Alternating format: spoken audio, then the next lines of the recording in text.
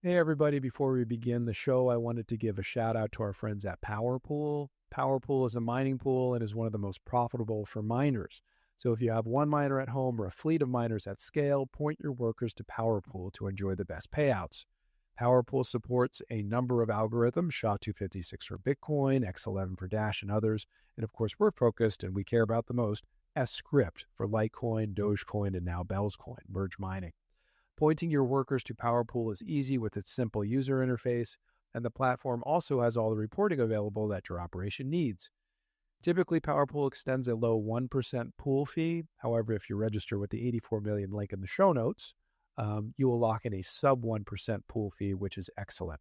Cheers, happy mining.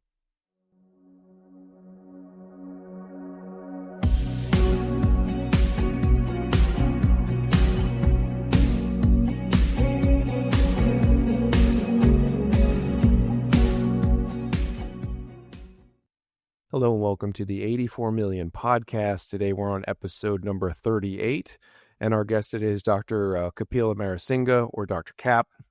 What do we say about him? He's the lead advisor to BasicSwapDex. He's a privacy enthusiast who's been active in cryptocurrency since 2016. He's also an emergency medicine physician and consultant by profession. So, Dr. Cap, welcome to the show. Hi, Kyle. Thanks for having me on. Well, it was good to see you. I met you, I guess, about 2 weeks ago now in Las Vegas, and David Schwartz was with you, and you guys came over to me. I shook your hand, said hello, and that was after I had seen your presentation. I've reviewed it since. You're doing really cool things, but maybe before we get into our topic today, you can tell us maybe some of the highlights of the Litecoin Summit. What was your experience there? So I had a great time. It was my second time at the Litecoin Summit. So I was there last year in Nashville, and I was here in Las Vegas this year. I really love the Litecoin guys. So one thing I took from last year was just how pragmatic you guys are. The Litecoin community is one of the most pragmatic communities in cryptocurrency. And David Schwartz, I have a huge admiration for him, and by in turn respect for Charlie Lee and everyone in the Litecoin team, because they're really looking at Litecoin from a non-speculative usage point of view, and they have a huge focus on financial privacy. So those are two things that within cryptocurrency are really important to me. I mean, I'm not here for speculative pump and dumps. I'm here to actually build and encourage adoption of infrastructure that is meaningful to everyday people's lives. And I don't think you can have a fluid financial architecture that doesn't embrace privacy. So understanding that implementation of MWeb, and particularly the panel from that at the end of 2024 really set that tone where it was like, we are in this for non-speculative adoption. But to then be back in in Las Vegas this year, more of the same. But what really stood out, one of the things that really stood out actually in terms of the talks was LitVM. Mm-hmm. So it was the idea of, and this is relevant to BasicSwap actually. So the idea of an EVM, an Ethereum virtual machine that is basically writes its proofs as zero knowledge proofs to the Litecoin blockchain, but basically allows you to do UTXO wrapped tokens of what would be traditionally Ethereum tokens. So ETH and any of its associated token architecture, those can actually be wrapped into UTXO tokens that are trustlessly proofed onto the Litecoin blockchain. And that to me is amazing, because you can now have these wrapped assets that don't require a trusted third party that can now be traded. I'm really keen to explore, will that mean, could we potentially get, MWeb? Right. Is that something that would support trustless MWeb sending and transference of these wrapped assets? What's the potential here for integrations with BasicSwap? Could we basically utilize, we'll talk about BasicSwap in a minute. It's a decentralized exchange that's fully decentralized and highly privacy focused. But, is there potential now to incorporate UTXO wrapped Ethereum assets of any nature into BasicSwapDex, or even to run a version of BasicSwapDex that's potentially allowing for futures markets or derivatives of these sorts of. So to me, that was really interesting. Again, kind of, I keep saying it's Trust Mobile. They were in Nashville. But I keep forgetting his name now, but he's an amazing speaker and advocate for the Litecoin space. Oh gosh, it's bad of me. I hope he's not watching this. But he's he was on one of the panels in terms of the sort of non-speculative adoption here with some of the other guys. So kind of seeing Litecoin being integrated into services, such as travel, such as mobile data, that to me that's what this is about. Yeah, that's good. I know, I think his name is John from Stack Mobile. Yeah. And then we also had the Vacation Genie folks regarding that. And then, of course, LitVM. So they're the newer ones to the scene. And I think we were all excited to kind of hear them unpack or give their presentation. So they're brand new. I'm interested to see how people are using, LitVM. And then, of course, we had Clemens and Laura. They were there last year, and I think they were there in 2022 as well. I wasn't at that summit, but they have the Litecoin computer. So there's a lot of L2 kind of smart contract stuff cropping up for Litecoin, which is interesting. In terms of the wrap stuff, I don't use it. I know we had wrapped Litecoin with Jinji last fall, and I believe that's still around. I'll link it in the show notes. I'll have to find that link. And then Coinbase is going to release a wrapped Litecoin too. That was announced last month, so I think that's any time now. So it's interesting to see what's kind of cropping up on Litecoin. Yes, I want to talk about BasicSwapDex. This will be the last personal question. How is it that you transitioned, or how do you balance the crypto world and your emergency medicine world? So I work less than full time in emergency. I'm an active consultant, So I think, how do I balance this? I treat them almost like two totally separate lives. So the people I work with in emergency medicine, they know I'm involved with the crypto stuff, and anyone who's interested in listening, I will talk their ear off about finance and the history of this stuff and where it's going. Anyone who's interested. But they are very much two separate lives. The cryptocurrency stuff, that the work that I do in advisory and my interest in cryptocurrency and finance and the broader political and geopolitical, I'll call it a project, as it were, that stuff that I treat, it's like a hobby to me, and it's something that I find I'm personally invested in. I find it incredibly rewarding. I got into cryptocurrency properly about in 2016. But I was aware of Bitcoin back in 2011. I actually sat on it every day for a year. I better buy some. I just came across it by accident and read up on it. It's like, oh, a deflationary currency. This is going to go somewhere. My sixth sense went off, and for various reasons, I'd say one thing, and it is I went to the Bitcoin website in 2011, there's 10 different ways and light nodes and full nodes, and I'm just a really naive kid. I'm this is too complicated, but I'm just going to keep an eye. Yeah. And speculatively, it did actually I was in a year, this will probably go to 1,000, and it did. And I cried that day, by the way, because I hadn't bought any. It was coming back from a night shift. I was stuck in traffic. I was like, oh, I'd have this much. I was so upset. And I rage quit crypto for a few years.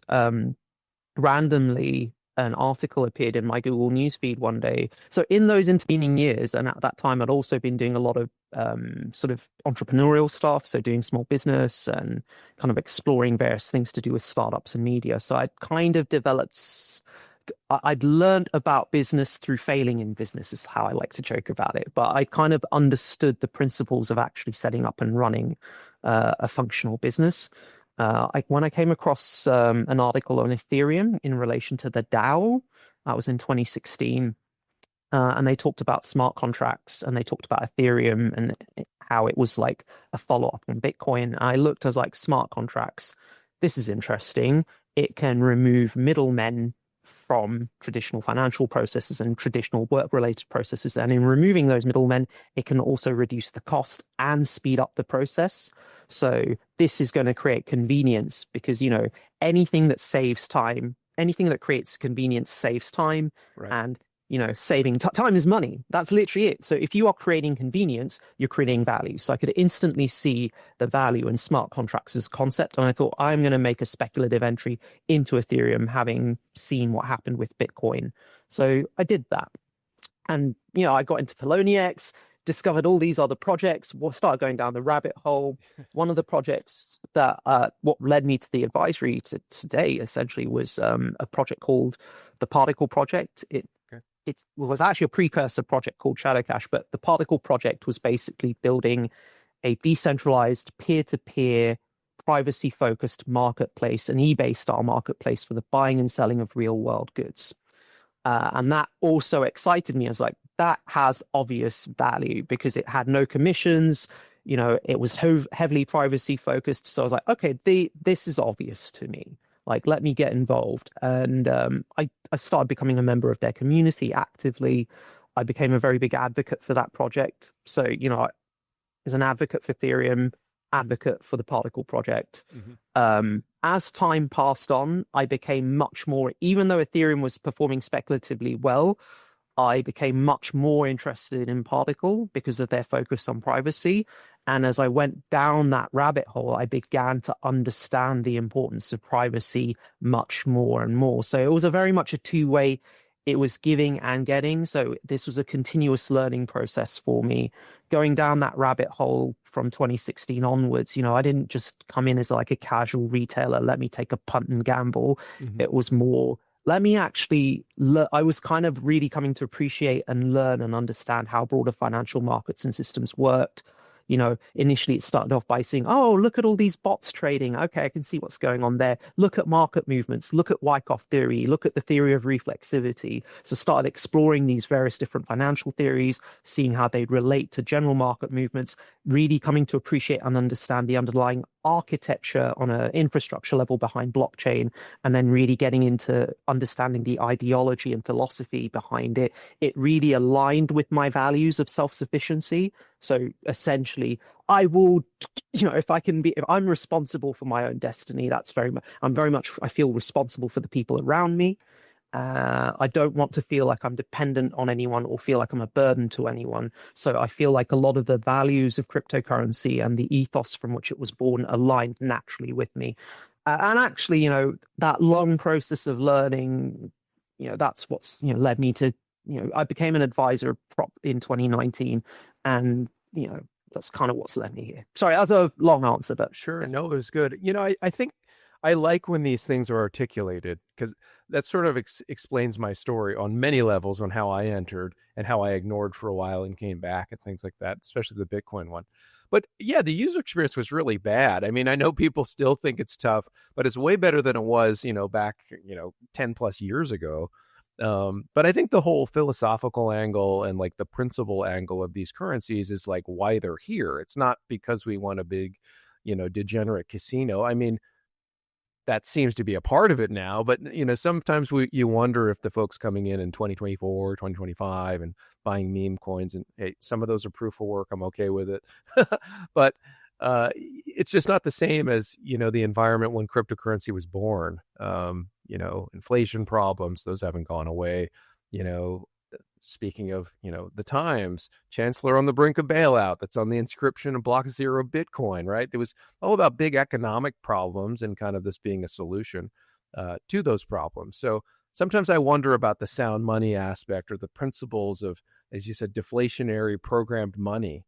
These are all the things we're here for, and privacy, things like that. And sometimes I think it's been wiped out, but I think I'm wrong. And then I have conversations and I hear that, other people are still here for the kind of the original ideas. And there's more to it than that. But I think, it's definitely more than NGU, right? And it seems like almost everything is just NGU, NGU, NGU. And how can I make a, 5,000% swing or whatever? But I digress. So we're going to talk about BasicSwapDex. I will link your presentation in the show notes from the summit, as well, for folks to check out if they haven't already. I highly recommend they do that. But maybe before you dive in and we have specific kind of, we look at it specifically, what's the TLDR of BasicSwapDex? What's the overview in just a few words or sentences? Fine. BasicSwapDex is a decentralized exchange. It is the world's, so think of it like the Swiss banking of Forex for cryptocurrency.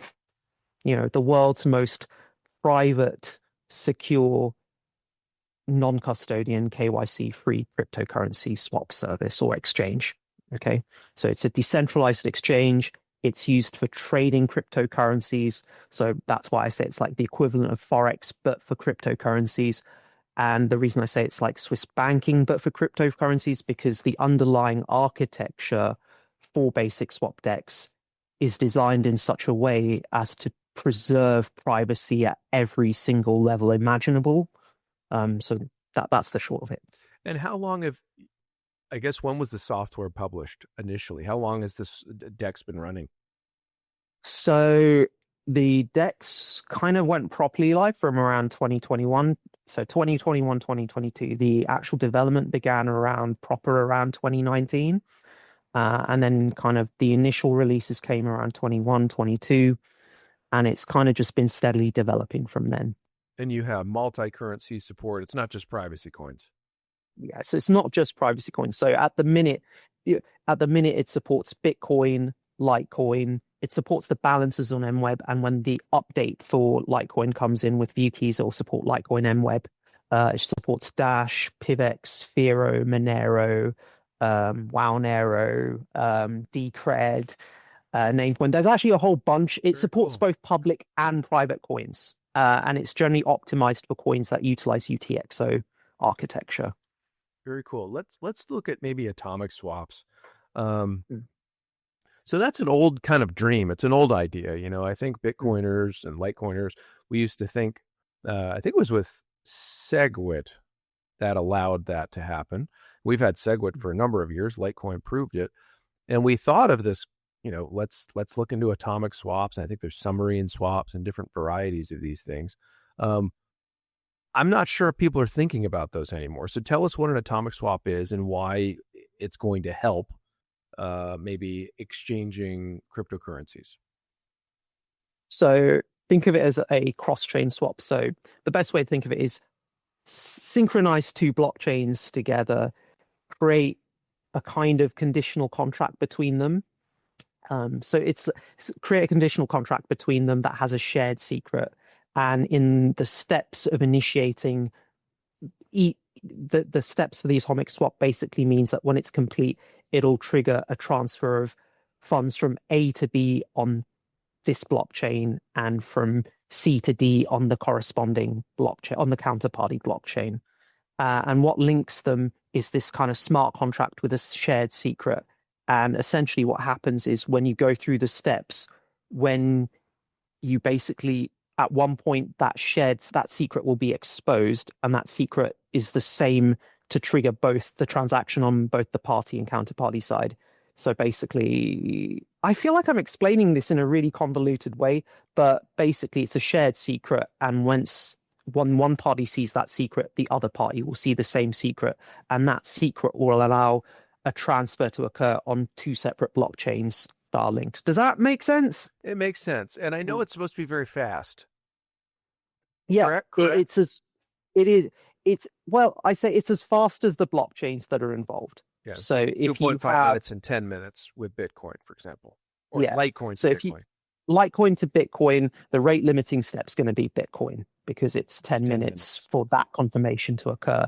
And with Litecoin, the Litecoin side of that swap will take about 2.5 minutes to confirm, but the swap will complete within 10 minutes. So the fastest chain generally, if you've got two chains that have very short confirmation times, that's the confirmation time for the transaction.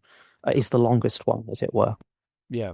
And I think it's one of those things where again, we're looking at trustlessness, no middlemen. I mean, this is just contract executing this exchange. You're not using, even you're using your exchange because it's offered on that, but it's basically two chains communicating within your infrastructure. And you're funding this right now is what I'm understanding, these atomic swaps. So what do you mean by funding? Do you already have them? Like, is it already baked in for you to be able to do this on your platform? I want to say I saw a crowdfunding effort. No, it already works. So the atomic swaps so the BasicSwapDex is an atomic swap DEX. Okay. All the swaps. Everything is an atomic swap. I didn't know. Every single swap on BasicSwapDex is an atomic swap DEX. So, it is, there are no middle, the whole infrastructure is designed in such a way that there are no centralized parties or no trusted parties at any point in this. Everything is basically automated via the underlying, the underlying smart contract execution for atomic swaps. And, I use that term loosely because I almost feel like this is me getting a bit techie. It's like describing it as a smart contract. It feels like proto smart contracts. It's very simple, very determinate code, as it were, with atomic swaps. So it is literally just a very specific set of instructions and messages that have to be passed around between the relevant parties in a given swap. And what the information that's basically being passed around is essentially you're agreeing on a shared public key between two blockchains. And then essentially, that the sum of that you can combine two public keys to create a shared combined public key. And the sum of that shared combined public key is going to be equal to the sum of the shared combined private keys. So if both of you can see the shared combined public key, that's great. Sequence of steps occurs. Right, one side reveals their part of a private key. Then you can effectively, because you've got the shared public key, you can work out the other half of the private key. And then both sides of the swap can effectively occur. So it's very much like a conditional contract that occurs between two parties with no intermediaries, or with no trusted intermediaries, no human intermediaries. But the underlying layer that facilitates the atomic swaps is essentially a messaging layer. Now, in the past, before, DEXs came along, that would have to be things like email. You'd email these little instructions back and forth between the participants. Whereas, when the initial decentralized atomic swaps, the atomic swap exchanges, what they do is basically provide a messaging layer that allows these blockchains to then share these different messages to complete a swap. Okay. And that messaging layer can be fully automated. And that's what it is in our case. It's the SMSG layer, which is short for secure messaging. So powering BasicSwap's architecture is the secure messaging layer. And what that is, it's a messaging layer and in protocol. So it's an encryption protocol and messaging layer. So SMSG, which powers the sending of messages back and forth to facilitate the atomic swaps to be automated. That's fully encrypted. There's full end-to-end encryption, so outsiders can't see what the messages being passed back and forth between the participants of a swap are. That process is automated again because it's a protocol. And sorry, I'm almost losing my train of thought here, but no, it's a lot of great stuff. And actually, I crossed a few things on my list. First of all, I didn't know everything on your DEX was an atomic swap. Yeah. And that also solves the everything is full reserve, because you can't swap something that doesn't exist. So there's no solvency issues. And I was going to ask you about the SMSG, and you just sort of unpack that for us. So you've got, and you said this in your presentation, kind of a multi-layer approach to security. Maybe you could unpack some of that for us. And maybe SMG is just one part of that.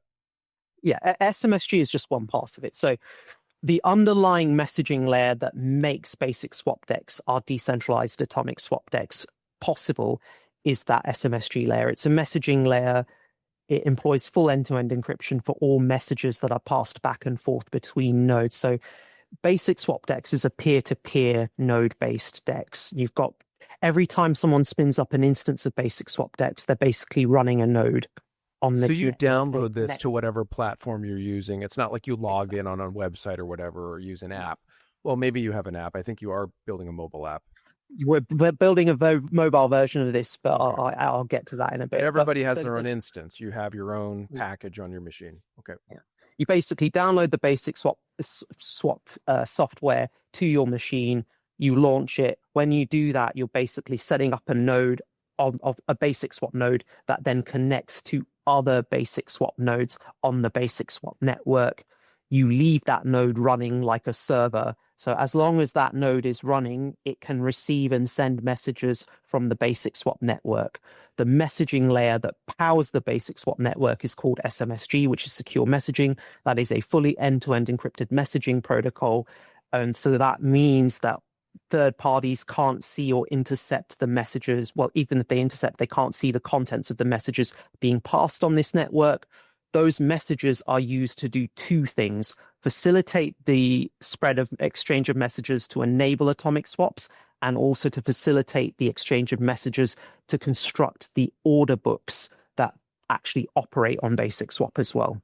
And for this reason, this is why we can actually offer a fully decentralized distributed order book. So like, say, it is order based. So it's like bid ask. It's not liquidity pools like with automated market makers. It's literally, this is the set order. We will take it at this set price. And if you bid for it, you will get it at that price. You don't get the risk of someone pulls the liquidity from elsewhere and then the average goes down and you get a different price to what's expected. So it's not like that. You get the price you ask for, or that's been set. So yeah, that's how it happens. Very cool. Maybe we should talk about, well, I have a few things here. What is the likelihood of a swap failure? I mean, is that possible? How do you mitigate that? So the likelihood, once the swap process starts, it's automated. So it will just proceed. Now, if for whatever so there are a couple of things that could happen. The node that's hosting that particular wallet or that particular swap, if that node goes offline, then the messages for the swap may not get transmitted, then the swap may not proceed. There is an automatic timeout built into every single atomic swap. I believe it's around, I think it's 24, or is it 48 hours? But basically, if the swap times out, then the funds for the participants of that swap, they will get fully refunded. Okay. So even if the swap doesn't go through, for whatever reason, so say the person whose node is involved in that swap, if that node goes offline, all that will happen is it will trigger a timeout condition. When the timeout occurs, a refund will take effect. Okay. And so that's one thing. And that's automated. The other thing that can occur is, say an atomic swap process has started, one of the participants may choose to manually cancel that swap. This is a form of, essentially, that can be used in good faith. It's like, okay, I've changed my mind, or it could be used in bad faith, I'm trolling. Now, bearing in mind it's atomic swaps, now there are no third-party fees on the network, but there are, if you do a Litecoin transaction from address A to address B, there is going to be a small fee on the Litecoin blockchain for that transaction to occur. And likewise, depending on where you are in the atomic swap process, if a transaction is started, you can it can be cancelled. The funds will still, the base amounts will still be returned minus any transaction fees that have already been deducted. Does that kind of make sense? Right. So there is that this is very much a manual thing where you'd have to kind of intentionally cancel. Does that make sense? Sure. So those are the two areas. But the nice thing is your basic funds, if you put up like $500 for an order, it's the same as if you put $1,000 or $100,000 or $1 million. They're not a risk because you're always maintaining full control of the funds. So even if the swap doesn't go ahead, it's not like the funds are stuck in limbo forever. It's not like there's any risk of a third party saying we're freezing this transaction, because there is no third party involved. It's not like there's some outsider looking at the process and going, oh, we don't like what's going on here. Stop it. Hit stop. That can't happen. It's just either the swap proceeds to completion or a timeout triggers and the refund conditions are met and then refund occurs. But sorry, yeah, that was a bit of a suggestion. You were asking me about many layers of privacy, but SMSG is one of them. And going back to those swaps and going back to the people can't see what you're doing. Well, I talked about atomic swaps. The traditional method for atomic swaps is something called hash time locked contracts, HTLC. Okay. And what you're basically doing there is you are syncing up the blockchains for the coins that you wish to swap. So say you sync up the Litecoin blockchain to the Bitcoin blockchain, and you create a conditional contract. And when that contract's executed, or as it's executing, it will leave timestamps on the respective blockchain. and those timestamps will have hashes. And the thing about HTLC is, okay, that those sort of stamps, you can look at, if you're doing chain analysis as an outsider, you can look and go, okay, looking at this transaction hash, it looks like this may have been involved in an atomic swap. And looking at the contents of this hash, I can correlate it in time to this transaction, which has a similar hash. So I can see that the atomic swap probably occurred between these two coins at this point in time. So that's the traditional HTLC method. Whereas BasicSwapDex, it utilizes a different method for atomic swaps called adapter signatures, which is essentially an implementation of something called scriptless scripts. And what that basically means is one of the coin, you can swap with traditional HTLC coins. Both coins need to have programmable inputs. So both coins need to be scriptable in order for them to be able to participate in atomic swaps. With adapter signatures, only one of the coins needs to be scriptable in order for this swap to be, for two coins to be able to trade with each other. Now, that's the interesting thing about adapter signatures is that they don't leave the traditional timestamps that HTLC swaps do.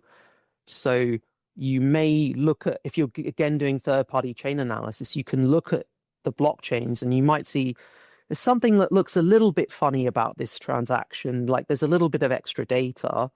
It could be a swap. It might not be. I'm not sure.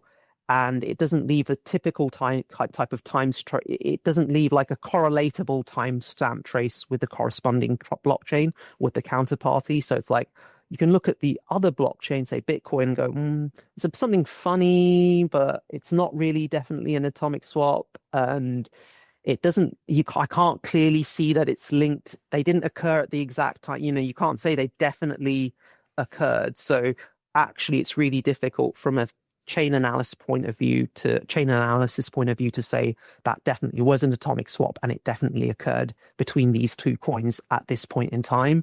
So you get that layer of privacy. And then the other nice thing is, because it's adapter signatures, because that means only one of the coins needs to be scriptable, that means you are actually enabling atomic swaps for coins that could not be swappable under HTLC method. Such as Monero or Litecoin MWeb. Litecoin MWeb, Monero, Zcash, these are coins that lack scripting capability. Well, I'm not sure about Zcash, but I know Monero and Litecoin MWeb, they lack scripting capabilities.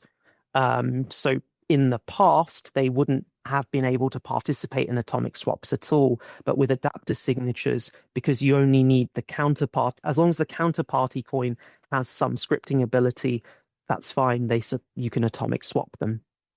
But again, that means now you can do atomic swaps with privacy coins such as Litecoin MWeb, Monero, Zcash, other privacy coins. And so that's how you get those many layers of privacy. So that's how we got to this in a long-winded way. It was very good. I don't think anything like that is easy to, explain in 2 seconds or whatever. So we appreciate you going into the details. Are other people doing this, or is this just a BasicSwapDex, like you're first to achieve this sort of capability, especially with these, you described them as previously non-swappable coins are now able to be atomically swapped. Are you pioneering all this, or are you taking kind of code from others that have already implemented this? So we are pioneering a lot of this. So the Monero atomic swaps, the proof of concept was achieved, I'm trying to remember, I can't remember which year, it was achieved. The proof of concept for atomic swaps with Monero was actually achieved before BasicSwap went live. But I think we were definitely the first to effectively deploy Monero atomic. We were the first decentralized exchange to actually apply. So when I say the proof of concept, this was as the manual process of swapping messages, basically. Right. But we were the first decentralized exchange to provide an automated way of doing Monero atomic swaps. And we were the first to deploy as taker only. And because of that SMSG layer, it allows you to kind of create orders that utilize a taker template, but actually functionally is a maker template. So then we became the first decentralized exchange to offer bi-directional atomic swaps for Monero. So both maker and taker. And because we've been able to achieve it for Monero, that same underlying technique and architecture can be used to enable bidirectional Monero atomic swaps for MWeb coins, such as Litecoin MWeb. So this, we are the first, essentially. We are pioneers in this field. We're definitely one of the first decentralized exchanges to offer a fully decentralized distributed order book. So a lot of the atomic swap dexes that came before, they may have centralized server setups in terms of constructing their order book, or they may utilize a peer-to-peer architecture, but it's not decentralized in the sense that anyone can just spin up an instance. Do you get what I mean? So that's another area where I'd say we were kind of pioneering. So certainly in terms of our approach to privacy decentralization, we've pioneered it technically in a lot of ways. It's exciting stuff. And again, with the and again, a lot of the stuff we're doing with the mobile version of atomic, so enabling atomic swaps for mobile devices, a lot of the stuff we're doing there, that's pioneering. So yeah. And I want to talk about that in a moment. Let's just maybe compare what you're doing or what you've built. These dexes, you have a privacy centric dex versus like a centralized exchange. I think a lot of us still use centrally, Coinbase, Gemini, whatever. What are the advantages to using, for example, your platform to, access cryptocurrency and maybe liquidate your own cryptocurrency versus using a centralized exchange? Okay. Firstly, there's no KYC. So you download this software. Once you get through the initial setup phase, you download this software, run the BasicSwap node at home. You're running it like a server. You're accessing the BasicSwap network. You can see all the orders on the order book.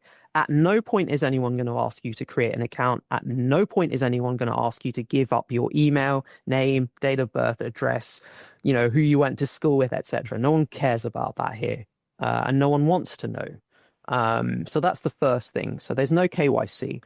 Then you get access to a platform which has those many layers of privacy that I've described. So third parties aren't going to see the messages that you are sending across on that network. They're not going to, if the only way at the minute to see a BasicSwapDex order book is to spin up an instance of BasicSwapDex.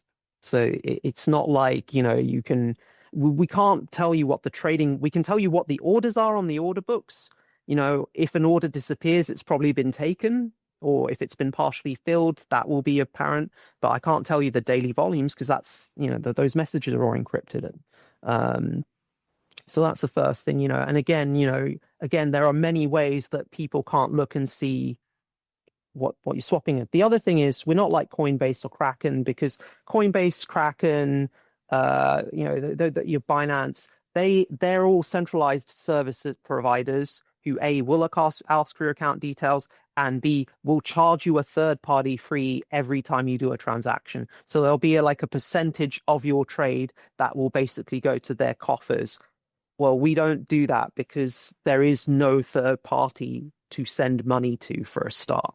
This is a peer-to-peer network. So when you do your swaps with people, it's the transaction fee for sending Litecoin from address A to address B, and the transaction fee for sending Bitcoin from address C to address D. That's it.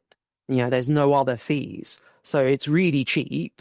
It's really private. It's incredibly secure for the reasons I've just said. Either, it's all atomic swaps. So either they complete or they time out and you get the participants get refunded. So it's really secure and there's no KYC. So those are the main benefits. I feel like there's probably a whole bunch of others, but I'm just forgetting them right now. So I think of KYC too, and that's come up a lot lately. And I think, a lot of us are used to, I can't remember if, once upon a time, maybe we used a Coinbase without it. I think it's always been there. There may have been a time where it was so young where they didn't require those things. But like you said, if you're using Kraken, any major exchange, they're going to ask for that, right? The KYC.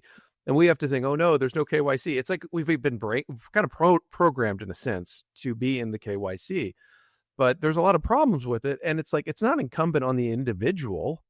It's the organization is required to collect that. It's not like you're dealing with cryptocurrency, surrender all your details. That's just what they request of you because they're pressured by governments and regulatory agencies to do that. And you're not set up that way. Therefore, none of it applies. Is that correct?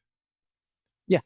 So it doesn't apply. Our underlying architecture, it doesn't apply. So I think the best analogy that we would give, our network is more comparable to the SWIFT network, which is, again, SWIFT is a messaging service between banks.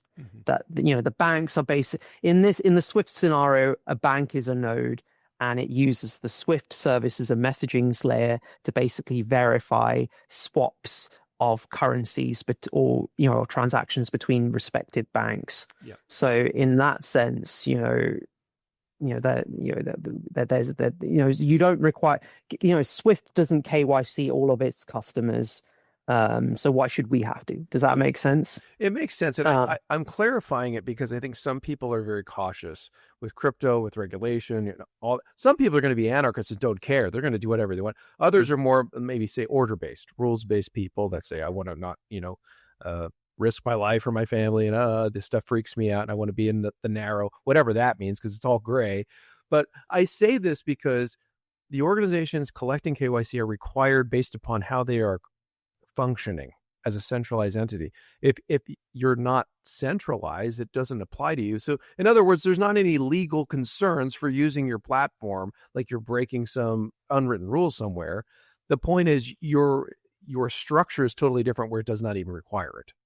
Yeah, exactly. So there is no about using this. Yeah, basically there is no centralized authority that you're basically that runs the underlying architecture.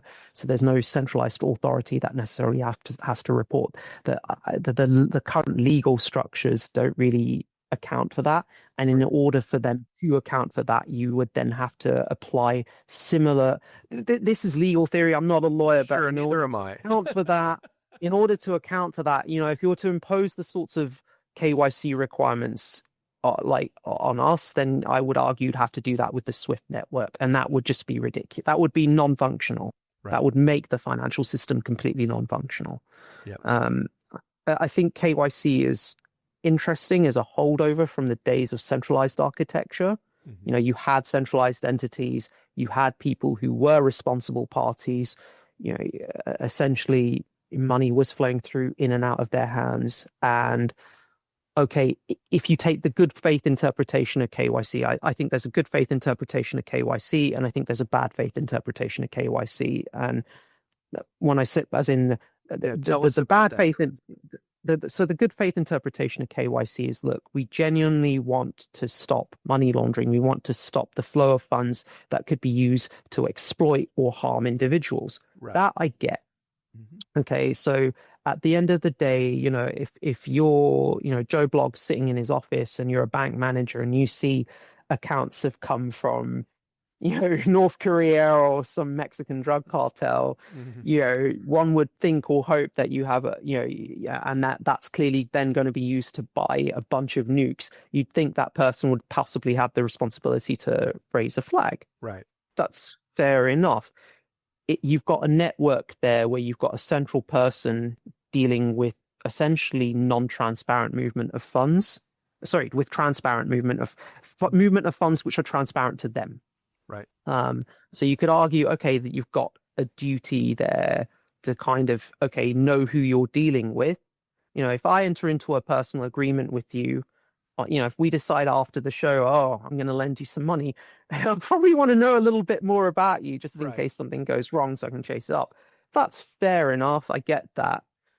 But that's utilizing centralized setups that fundamentally are built on trust assumptions.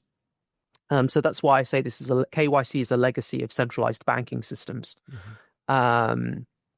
And I get that. The bad faith interpretation of KYC is that, again, and this is where all the problems with KYC and the modern ecosystem come into, is that they're compounding, actually, yes.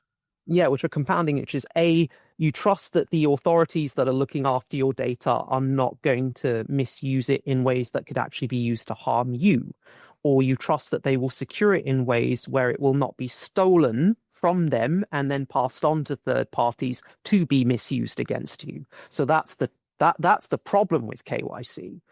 And whilst the well-intentioned approach of KYC is to prevent or to try and protect the world and people from the negative consequences of, what things like I've described, mm-hmm. in practice, that stuff still goes on. Humans are corruptible. People can be paid to turn a blind eye. And on the flip side, humans are corruptible. People can be paid to turn a blind eye. People can be coerced into turning a blind eye.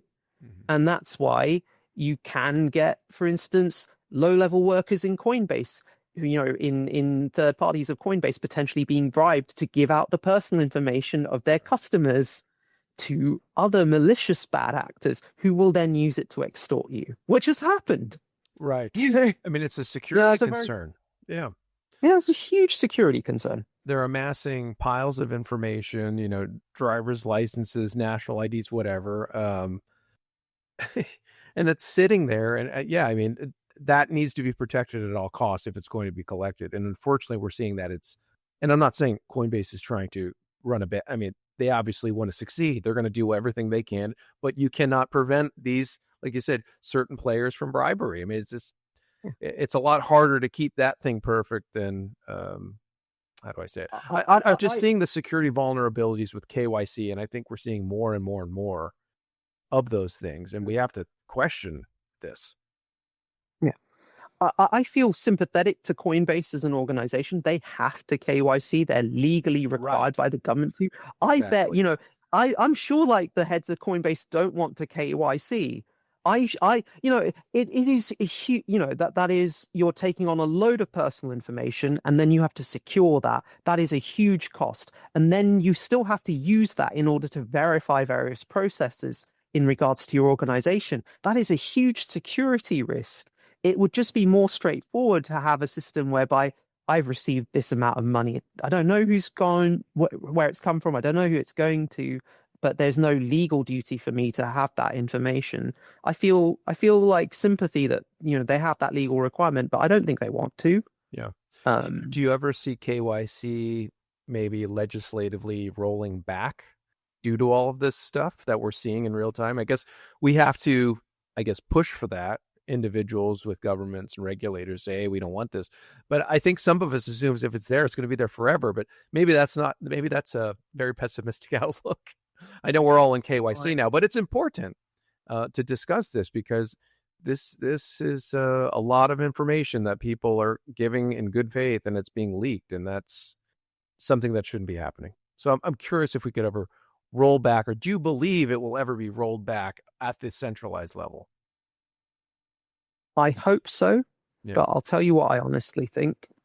I've talked about this previously. I think we're going to see, we live in a time of increasing financial instability. So I think our fiat ecosystem is inherently unstable. And the reason I say that is simple. If you are a central bank that issues a fiat currency that inflates 2% per annum, and that is compounding, well, following 2000... That's conservative, yes. So you're targeting 2%. It may be more, and it often is. Now, from 2007, 2008, that financial crisis, I'm a personal experiencer of this. I had money locked up in a savings account that was making less than 1% per annum in interest.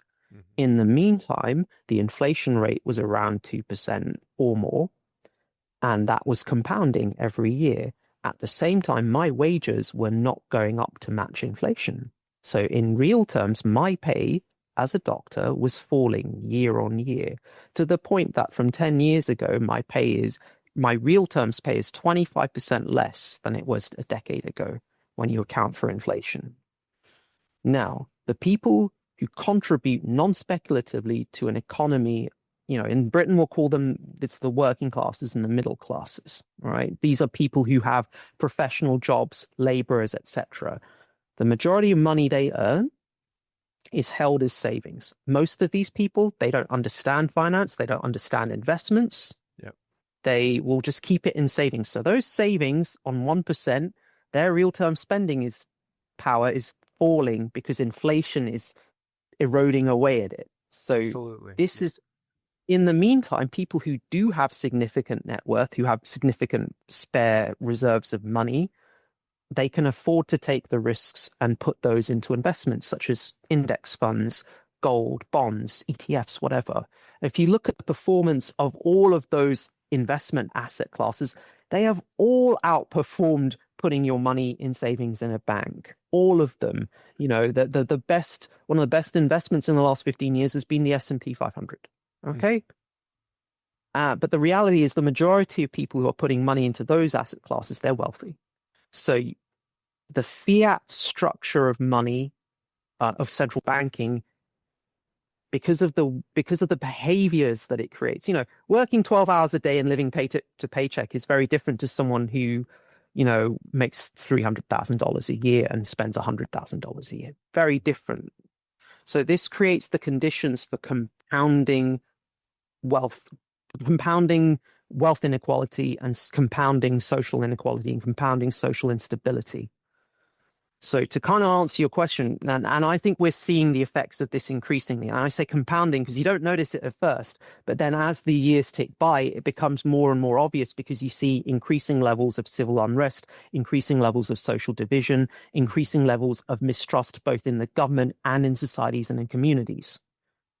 Now, my deal here is, it's like, I feel like I'm seeing that in the last 5-6 years. I feel like I'm seeing that on, you know, and the response of governments that run on fiat economies, because they're essentially debt-based economies, you can't issue a debt without someone being owed a debt, right? So the people who hold that money that's owed to them, they want to make sure they're getting paid, right? You don't want the whole structure to just come crashing down if you're in charge of this thing. That's the way I look at it. So, well, you've got this rising civil unrest, declining social mobility. That's actually what I focus more on rather than wealth inequality. I don't want people to hear the phrase wealth inequality and go, this guy's a communist or a socialist. I want them to understand I talk primarily about social mobility. That's really important. Yes, it is. Okay. So that's what we're falling on, is like one of the consequences of exponentially increasing wealth inequality due to the reasons I've given is rapidly declining social mobility, rapidly declining public infrastructure, rapidly declining resources available to small and even medium enterprises. So it makes life harder for people who want to make something of themselves. It makes it physically harder to get around and travel.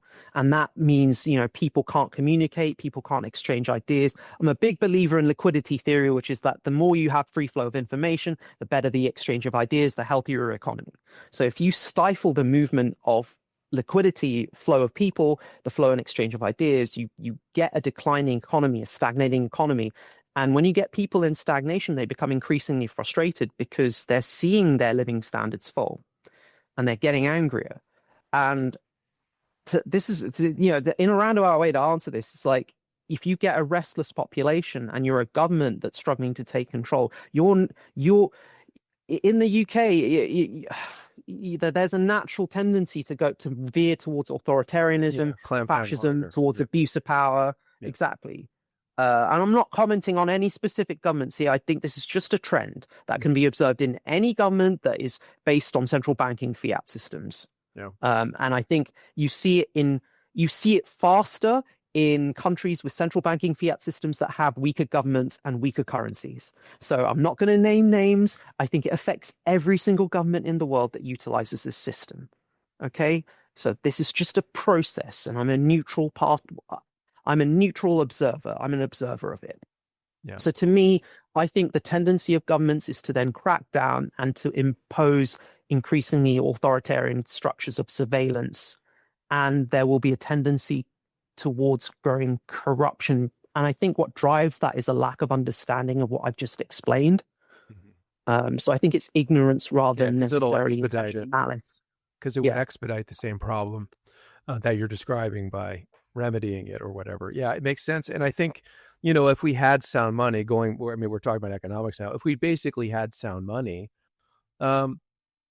crypto wouldn't be as compelling. Bitcoin would not occupy a special place in the world, other than that it's, you know, digital and, you know, it moves quicker than gold, for example. But if we actually had sound currencies at the national levels, and we had savings accounts that were functional, operating at 8% or 10% or whatever the market rate was, not a percentage or less, and we know why those interest rates are adjusted based on issuing new currency units. But if the money was sound, we wouldn't have all these problems.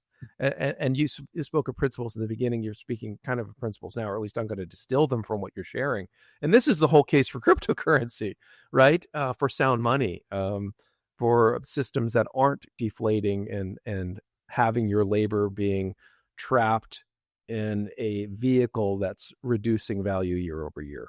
If we were able to keep buckets of silver under the porch like 1940, I wouldn't be on buying Litecoin, for example. So I think that's a big point. That's the whole point of all of this, if you ask me, is it is a more sound form of money. So not all of it, not all of crypto is. Of course, there's lots of things out there that I wouldn't want to touch. And how many currencies do we have now, or tokens? 15 to 20,000. So not all of those are trying to solve sound money, but some of them are. And I think these considerations have not changed since day one. And I haven't seen them really improve either. So I appreciate your response on that. We did get in the weeds, but I'm glad we did. Sure. Let's go to Litecoin Summit. We're going to go back there. You talked about Nexus Wallet was released. Tell us about what we're doing with BasicSwap Mobile, and perhaps a plug-in with the Nexus Wallet, which is the new Litecoin Foundation official mobile wallet. Yeah. So what we're doing, so again, this falls back into the things that we're sort of innovating and leading the field on. Atomic swaps, traditionally, they weren't available or possible to do on mobile devices traditionally. And the reasons for that are simple. In order to do atomic swaps, you'd need to download and sync blockchains for the coins you want to swap. And also you need to leave your device running that application that's facilitating the swap for the duration of the swap in order for the messages to be passed for the swap to then complete. And this is why, BasicSwapDex, as it is as a network, these are home networks of nodes running instances of BasicSwap-like servers. Now, we have basically figured out how to facilitate and enable atomic swaps as a taker only on mobile devices. So, and this all goes back to our underlying architecture, which is that sort of SMSG messaging layer, and the fact that you can that the home version of BasicSwap is essentially a network of blockchains of nodes. And it's a network of nodes that happen to be have downloaded and synced versions of blockchains that they are swapping coins to. So you've actually got essentially a network of block explorers. That's the wrong way of saying it, but that's the easy way of understanding it. So in terms of solving that persistence problem, firstly, if you are simply running a mobile version of BasicSwap, so BasicSwap on mobile would be a swap service kind of like Changely or like StealthX or oh God, I'm losing my mind now. But any of the swap services that you're Shapeshift or any of the sort of traditional sort of centralized swap services that you use, whereas those may have KYC and rely on centralized parties. With BasicSwap, it's a swap on mobile. It will be a swap service. There's no KYC. It will allow you to swap coins that are supported by BasicSwapDex architecture. And basically, it'd be like it could be integrated into any sort of mobile or web application. We're proud to say that hopefully we're going to be one of the first integrations is going to be in the Nexus wallet. So when you load up the Nexus wallet and this thing's ready, you'll be able to swap Litecoin and Litecoin MWeb using atomic swaps, KYC free, privately, with the full benefits of that BasicSwap architecture, but on a mobile phone. And you'll be able to do that again without having to download blockchains on your mobile and without having to leave that application running, simply because that mobile service is essentially going to be utilizing an API that can just query all of the relevant data on the BasicSwap, on the home BasicSwap network, all those nodes that are actually already running. So does that make sense? I feel like I waffle a lot and go on tangents, and I don't want to lose you guys. No, it does. I'm curious, is it just going to be a plugin, for example, to a Nexus to access a BasicSwap, or will you have a standalone app as well? So this will be like a plugin for Nexus. Okay. What we're basically doing plugins for it's for any service that wants to have us on board. So Yeah. we do have several integration partners lined up, and all of our integrations will include Litecoin. You know, those integrations, they can, the way I see it is the more integrations we do into more wallets, into more services, the more access and liquidity there will be to Litecoin and Litecoin MWeb specifically for atomic swaps. So we are just broadening and this is the important thing to understand, is all of those integrations, they're going to be linked to the same liquidity, you know, that same source of liquidity, which is that basic swap network. So the more integrations we have, not just as an add-on, we could do a separate application, BasicSwapDex mobile. Yeah, that's absolutely possible. We could develop that. But, you know, regardless of regardless of where and who we integrate into, they're all still utilizing that liquidity in that home network of basic swap nodes. So this is simply encouraging the growth of liquidity and encouraging market makers to put liquidity into the BasicSwapDex order books, because they know that when they set this up, when market makers and liquidity providers set this up at home, they don't have any Binance or Kraken or Coinbase to pay a third-party fee to, because there's no third-party fee. So they're basically providing liquidity at the best possible price. Mm-hmm. And, you know, the mobile users, they get a convenience service because it's a swap service. It's taker only. You know, you can't make orders because you can't access the architecture in that way to do that on mobile. But you can certainly take offers that are on those order books. And it's a big combined order book that's shared across multiple integrations. You know, so I could get into the bit where you can set up private order books, and that it's actually possible to set up multiple order books on the basic swap network. So you can have custom order books as well if you want to have small OTC groups. There's a lot of stuff that I haven't gone into. There's a lot of power within the basic swap architecture to have customized instances relevant to your needs as either an end user or as an integration adopter or provider. But certainly with the Litecoin integration, we'd be doing Litecoin MWeb. With some of the other partners, we'd be looking to do Litecoin and Litecoin MWeb. Certainly with any integration partner, we want to get as many pairings as possible onto them. So that's to answer it. That's good. I wasn't sure. I like that it's being distributed into others' apps, because I'm thinking of just even Apple and Google Play and whatever, they're gatekeepers. If you had just one app, and God forbid, but you know, this doesn't, you know, whatever, and they shut it down, it's going to be a lot harder to do, you know, when you're plugged into all these other platforms. So I think that's great, because those are a concern for the same reasons that we talked about earlier. You know, the gatekeepers of these applications. You know, we have these wallets, we're used to them. Well, what happens when they delist them? I hope none of them are, but we have to realize that is possible with these things. So very good. So there's no fees, third-party fees. How can I ask how you generate revenue for the product? Or yes, just generally. So if you talk about the future plans, so in terms of there's no fees, firstly. So in terms of how we've been funded up to now, BasicSwapDex has, as I said, I'm an advisor to BasicSwapDex and the Particle project. Now, the Particle project is the parent project to BasicSwapDex. Particle operates its own blockchain, has its own community. Within its own blockchain, it basically had its own governance system and had its own internal treasury. So that was used to help fund some of the development of this. Now, without getting into like the specifics, that blockchain is highly illiquid. Trading volumes died. The treasury, while still functional, is probably going to be scrapped. And actually, because we're a community project, we've been reliant on community donations. And, you know, for example, I'm going to give full credit to the Monero community here. You know, they had a Monero CCS, which was to help, you know, expedite and build on and help further develop BasicSwapDex. That got funded that was fully funded within less than an hour. And, you know, that's really kind of helped drive a lot of our development from probably the last year and a half.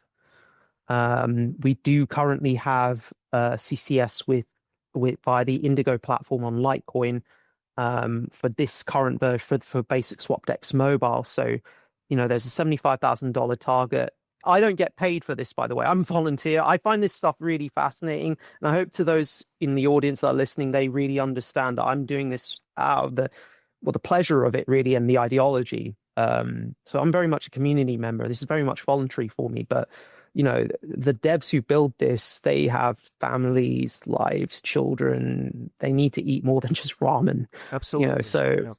We currently have it's $75,000 target. It should take us to just past the end of the year. It will basically be enough to kind of get the development phase for this. I mean, we're going to develop it anyway. I won't lie to you. We are going to just keep plowing, but this will really help kind of make that development smooth, much more secure, much more straightforward, much faster. So, if you guys can check out, that link to the CCS on the Indigo platform and contribute, that will be really helpful. Moving forward, when we get the mobile version ready, our hope is that we can probably do a rev share agreement. So going back, there will never be third-party fees if you're running Basic Swap as a node at home. Never. Okay, let's make this clear. That's it. But if you are, say, an integration provider and you've adopted Basic Swap as a swap service into your wallet, say the Nexus wallet, say other wallets, we don't have an issue with you say, look, this is a convenience service you're providing to casual users, retail, who may want to swap coins. If you want to charge a small fee like 2%, you can charge a lower fee than every other competing swap service because we don't have the overheads of centralized swap services, by the way. This architecture means we can scale without any kind of cost overhead. It's just more people at home setting up more nodes. So actually the way we scale is in a manner that's potentially profitable to whoever actually spins a node of Basic Swap and runs it as a maker. But yeah, so I was going back to what I was saying, an integrating third party can just be like, okay, 2% fee. And, I guess that could be like a UTXO split on this transaction. And we could say, look, a portion of that could go into a treasury to help our development, like say 0.5%. To be fair, this is kind of, 0.5% is basically what we're setting as our kind of, that's what we expect, for third party integration. So if you're using the mobile service, you want to do a swap, maybe there's like for the minimum of a 0.5% fee plus whatever the integrating partner offers on top. So that integrating partner gets a profit. And then we get some funds that then go either into a treasury or can be used, essentially in a manner to help facilitate the development of the project. So that's our case. It's community driven ultimately, but with the pragmatic business point of view. Sure, absolutely. And I think there needs to be those incentives for people to actually build this stuff out. Some people think everything should be built for free, and it's like, I don't think so. So I would encourage people to go to litecoin.com and go to the project section and find BasicSwapDex. I'm going to link it in the show notes. It looks like there's already 5,421 donated, and Charlie Lee's matching them 1 for 1. So he's also going to match 5,421. So that's a significant contribution from him, from Charlie's side, that he continues to do this over the next few years. So yeah, I'd encourage you to go and if you support what Dr. Cap is sharing, donate to this and help fund this project, specifically in our case for Nexus, but pardon me. So financial sovereignty, obviously you're a proponent. We'll land the plane maybe with this. How does BasicSwapDex realize financial sovereignty for individuals that use it? You're in control. That's it. You're in control. You're in control. That's it. Where do we find it? BasicSwapDex.com. Go to the website. The GitHub, everything is linked from that website, but that's your starting point. You can also follow us on Twitter at BasicSwapDex. And I encourage you to do that. And we can find you at The Greatest Doc, by the way. Yeah, so my Twitter handle is at The Greatest Doc. So if you want to DM me or ask questions or just follow me, that's perfectly fine. But the other thing I would say is if you go, we have, for BasicSwapDex, we have channels on Telegram. They're combined channels on Telegram and Matrix. So our chat rooms is generally where our developers and core community hang. So if you are interested in doing integrations or adding coins for support or finding out more about the project, or if you've got issues in terms of setup, there's always people in the element/matrix, or Telegram. It's a combined channel. So just go to those channels and ask around. But we've got lots of guides on the website as well. And yeah. Very good. Very good. I will be following you. I already do follow you. I'm going to definitely be following this project. Any final words before we close the show out today? I want to thank the Litecoin community.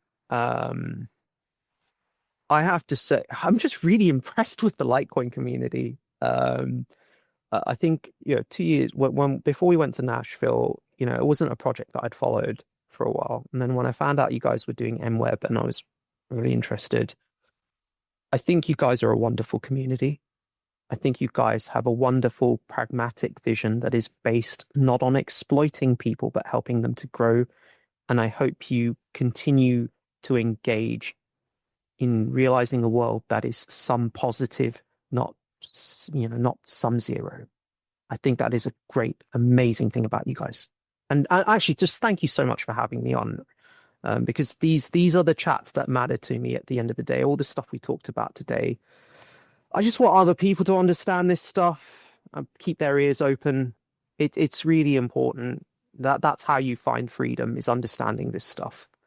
Or not how you find freedom. It helps. It gets you on the road to it anyway. So keep doing what you're doing, Kyle. Thank you, sir. I'm glad to have you, and glad to see what you're building and what you're representing. Again, everyone, check out BasicSwapDex. Check out Dr. Cap at the Litecoin Summit. I'm going to link that in the show notes. Donate to the project if you're able, and Charlie will match that. So yeah, great episode. Glad to have you here today. We'll be following you, sir. For everybody, thank you for listening. Thank you for watching us on X, on YouTube, wherever you find your podcasts. Of course, you can see this episode and all the other ones at 84million.com/podcast. So thanks for listening today. And yeah, we'll leave it at that. Dr. Cap, we'll talk soon. Thank you.